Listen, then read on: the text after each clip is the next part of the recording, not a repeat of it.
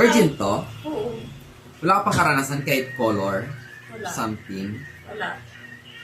Never, wala ko pa natin. Kasi Sobrang wala haba yan ng buhok niya. Nagalit yung mama ko lang paskwit yan. Pinutulan niya lang. kapatid mo? Bakit? Hindi kayo magkamukha. Ano nangyari sa kanya? No? Kasi, kwento mo sa... Hindi kamukha siya ng kuya ko sa side ng, sa papa ko. Ako sa nanay. Malayo yung mukha niya. So, ang gagawin natin dito, rebond. Magkano ba naman? Yan ka na naman eh. Sa mo, 800 lang eh. Oo nga, 800. Pero, rebond lang gagawin natin sa kanya. Okay lang sa'yo, straight lang. Hindi ka naman naghahangad siguro ng shiny, malambot. Kasi kung gano'n ng bet niya, botox natin para mas maganda. Para sabihin niya namang... Bigay...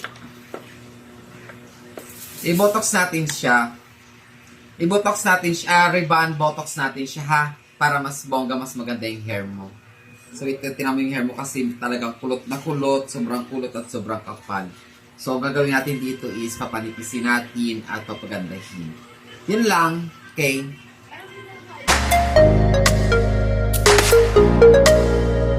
Okay, it's already finished. Lahat ng dries ng hair mo is natanggal na. Siyempre, sabi nga nila virgin. Pag virgin, ganyan nakakalabas ang super shiny. Shine siya, malambot, bongga.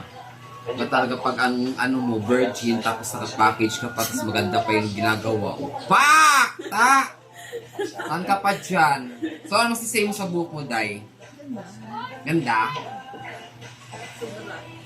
Ganda. Kasi kanina, di ba, grabe ka dry, tapos kulot. So, yung length niya, kunti lang binawas natin. Ito kasi dati mo na itong gupit, eh. Tapos yung dito lang binawasan natin yung, ano, para mas maganda. So, tingnan natin sa likod. Ayan yung likod. Pak. Ganda ng hair sa likod. Perfect ang straight niya.